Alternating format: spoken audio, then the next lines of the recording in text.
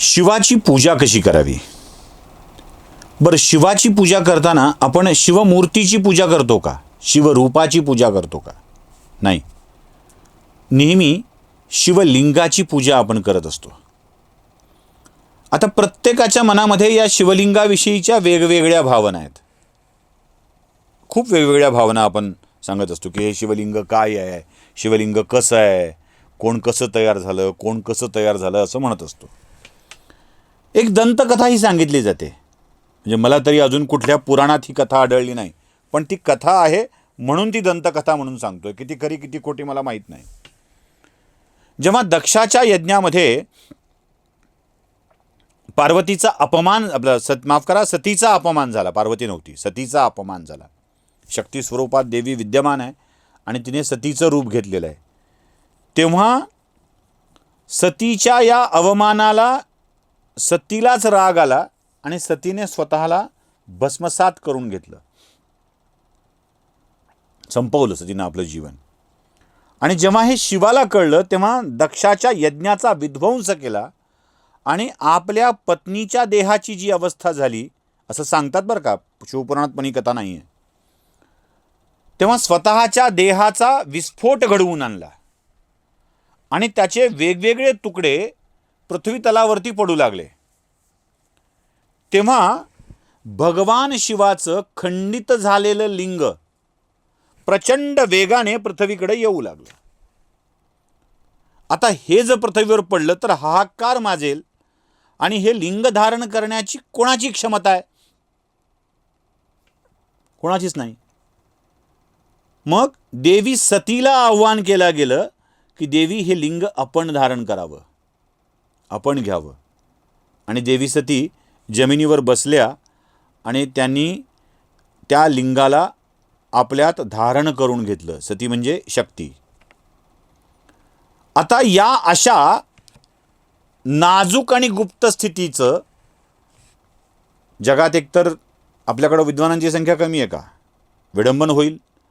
म्हणून शिवानीच ते सांगितलं की सृष्टीचा संहार करण्यासाठी देवी सतीनी घेतलेले हे पाऊल, याच रूपामध्ये माझी कायम पूजा होईल, याच स्वरूपामध्ये. म्हणून शिवलिंगावर कुंकू वाहत नाहीत. तिथे जेवढी शीतलता प्रदान करावी अशाच वस्तू वाहिल्या जातात. चंदन लावलं जातं, भस्म लावलं जातं, पाणी वाहिलं जातं, सारखं पाणी त्याच्यावर अर्पण केलं जातं, बिल्वपत्र वाहिले जातात. आणि मंदिरामध्ये शिवलिंगाला पूर्ण प्रदक्षिणा मारत नाहीत, अर्धीच आहे. इकडून गेलात तरी यायचं नाही, इकडून गेलात तरी यायचं नाही, त्यामध्ये सती आहे असं गृहीत धरलं जातं. ही कथा किती खरी किती खोटी मला माहीत नाही. मी त्याच्या तपशिलात जात नाही, त्याला अधिकृतता देत नाही. फक्त एक दंतकथा तुम्हाला सांगितली पाहिजे म्हणून सांगतो. पण शिवपुराणात जे सांगितलंय ते फार महत्त्वाचं आहे.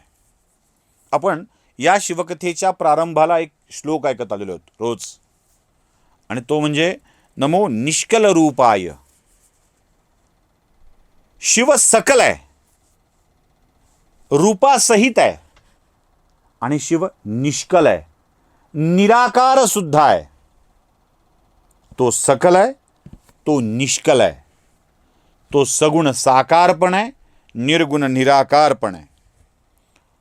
आता या सकलता आणि निष्कलता या दोन्हीचं प्रतीक आहे हे शिवलिंग. सकलता ही आहे, निष्कलता ही आहे. या दोन्हीचं प्रतीक आहे हे शिवलिंग. आणि या शिवलिंगाची प्रार्थना करावी, पूजा करावी. कशी ती सांगितलेली आहेच आहे. श्रवण, कीर्तन आणि मनन यातून ती रोज झाली पाहिजे. बरं, गंमत अशी आहे की समजा तुम्हाला अजून काही उपचारांनी पूजा करायची आहे तर ती कशी करावी ते पण खूप छान पद्धतीनं सांगितलं आहे. पहिल्यांदा शिवलिंग स्थापन करावं आणि शिवलिंग स्थापन करून त्या पूजेसाठी वापरायचं धन कसं असलं पाहिजे. धन तर लागेलच, धनाशिवाय तर पूजा होणं शक्य नाही, कारण वेगवेगळ्या वस्तू लागतील. तर ते कसं असलं पाहिजे? बघा, शिवपुराणात सांगितलं आहे की शिवाची पूजा करण्यासाठी, तुम्हाला शिवभक्ती करण्यासाठी गोपुर स्थापन करा, तीर्थ स्थापन करा, मठ स्थापन करावीत. आता तीर्थ, मठ सगळं स्थापन करा, त्यानेही तुमची भक्ती होईल. आणि त्यासोबत त्याला अर्पण करायच्या ज्या वस्तू आहेत त्या कशा घेणार, हे फार महत्त्वाचं आहे. याकडं फार लक्ष द्या. शिवपुराण सांगतं, वंचना, छल, कपट न करता अर्जित केलेले धन या कामी खर्च करावं. त्यामुळं 2 नंबरचा धंदा करणाऱ्यांनी 10 लाखाची देणगी दिली तर ती शिवाला मान्य नाही. स्वतःच्या कष्टातून, स्वतःच्या मेहनतीतून जे धन तुम्ही अर्जित केलं आहे तेच धन देवाच्या कामासाठी वापरावं, पूजेसाठी वापरावं. तुम्हाला मठ स्थापन करायचं असेल तर ब्लॅक मनी व्हाईट करण्यासाठी मठ स्थापन करू नका, त्याने पुण्य मिळत नाही.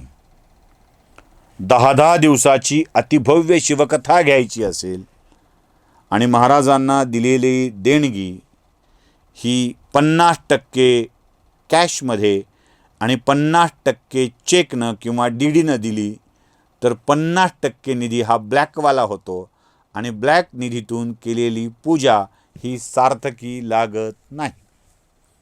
देऊ नये असं नाही, पण तेच द्यावं जे तुम्हाला वैधरित्या मिळालेल्या उत्पन्नातून देता येतं, आणि कथा करणाऱ्या बुवांनी तेच घ्यावं जे वैध उत्पन्नात दाखवता येतं. आता 1 बेलपत्र आणि 1 लोटा जल या माणसांनी, म्हणजे नाव कुणाचं घेत नाही आहे मी, अशा माणसांनी कथेसाठी घेतलेल्या वैध आणि अवैध रकमांचा विचार करून आपली कथा ही शिवपुराणानुसार होते आहे का याचा विचार करावा. वंचना, छल, कपट न करता, स्पष्ट वाक्य आहे, वंचना, छल, कपट न करता जे धन प्राप्त होईल त्याचा विनियोग करून पूजा करावी. तर सगळ्यात पहिल्यांदा एक मोठं ब्लॉकेज लागलं आहे. ज्या कोणी देवाला रंगकाम अर्पण केलं आहे, ज्या कोणी मंदिराला फरशी बसवण्याचं काम केलं आहे, ज्या कोणी मंदिरात दिवे लावण्याचं काम केलं आहे, त्या प्रत्येकाने आपली पूजा देवाला पोचली आहे का याचा विचार करावा. चेक, डीडीनी दिलेलं धन हे तुम्ही वंचना न करता कमवलेलं धन असतं, तुमच्या हक्काचं असतं, त्यातून ते करावं.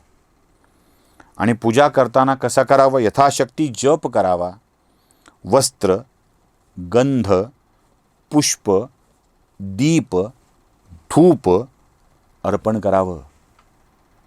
वस्त्र, गंध, पुष्प, दीप, धूप अर्पण करावं. आणि अशा स्वरूपाची केलेली पूजा ही उत्तम पूजा असते. शिवपुराणामध्ये भगवान शिवाची पूजा कशी करावी हे फार उत्तम पद्धतीनं सांगितलं आहे. म्हणजे आधी तर बिना पैशाचा विषयच सांगितला आहे, तो म्हणजे श्रोत्रेण श्रवणम तस्य वचसा कीर्तनम तथा मनसा मनम तस्य महासाधनम उच्यते. म्हणजे श्रवण, कीर्तन आणि मननाने केलेली पूजा ही सर्वात मोठं साधन आहे. श्रवण, कीर्तन आणि मनन हे सर्वात मोठं साधन आहे हे सांगितलं. पण पुढे तुम्हाला जर काही खर्चायचं असेलच तर ते योग्य मार्गाने कमवलेल्या धनाने खर्चायला हवं हे लक्षात ठेवा. या सकल आणि निष्कल रूपातला देव हा तुम्हाला नेहमीच फलदायी ठरतो, तुमच्या मनातल्या भावना चांगल्या असतील तर. आता लक्षात ठेवा, मनातल्या भावांना सुद्धा फार महत्त्व दिलं जातं.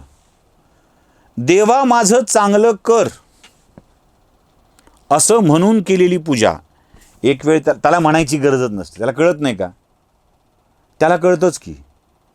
उलट मला ते एक वाक्य फार आवडतं, एका चित्रपटातलं वाक्य आहे ते, आप मुझसे बेहतर जानते हैं मेरी जगह कहाँ होनी चाहिए. फार नम्रपणे सांगतो तो तरुण, आप मुझसे बेहतर जानते हो मेरी जगह कहाँ होनी चाहिए.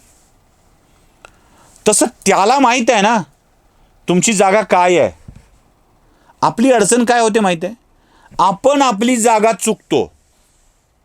त्यांना सांगितलंय अमुक ठिकाणी बस. गंमत कशी असते, अमुक ठिकाणी बस म्हटल्यावर त्यानं ठरवलंय की सुशील कुलकर्णी इथे बसलेला असेल. तो आपला सगळ्या जगाच्या कल्याणाच्या गोष्टी वाटत फिरत असतो आणि इथे आल्याबरोबर या कोपऱ्यात या खुर्चीवर सुशील कुलकर्णी आहे. सुशील कुलकर्णीला जे द्यायचं आहे ते मला द्यायचं आहे असं समजून तो देत असतो. आणि मी शानपणा करून जरा जास्तच जवळ जावं देवाच्या म्हणून पलीकडे अलीकडे जाऊन बसलो तर देवाला जो मला द्यायचं आहे ते दुसऱ्या कोणाला तरी निघून जाईल किंवा माझ्यापर्यंत ते पोचणारच नाही आणि दुसऱ्या कुणास तरी मला मिळेल. आणि मग आपण देवाला म्हणतो, देवा माझ्या वाट्याला काय आलंय रे हे? अरे तू जागा चुकतोस आणि एकदा का तू जागा चुकलास की तुझ्या वाट्याला येणारं चुकतं.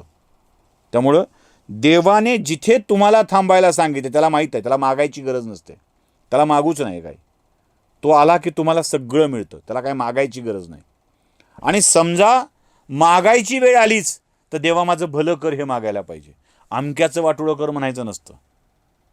कारण त्यामध्ये देव कोणाचं नुकसान करायला येत नसतो. म्हणून देवाघरचं कापून, देवाचं लेकरू कापून त्यालाच नैवेद्य दाखवून चापून चोपून हाणणाऱ्याला देव कसा प्रसन्न होईल विचार करा. त्यामुळे देवासमोर मागताना काही म्हणायचंच असेल तर माझं मंगल कर असं म्हणायला पाहिजे. ही कथा अजून पुढे ईश्वराच्या पूजेविषयीची अधिकाधिक आणि सुंदर माहिती सांगणारी आहे. ती बघूया पुढच्या भागात. नमस्कार.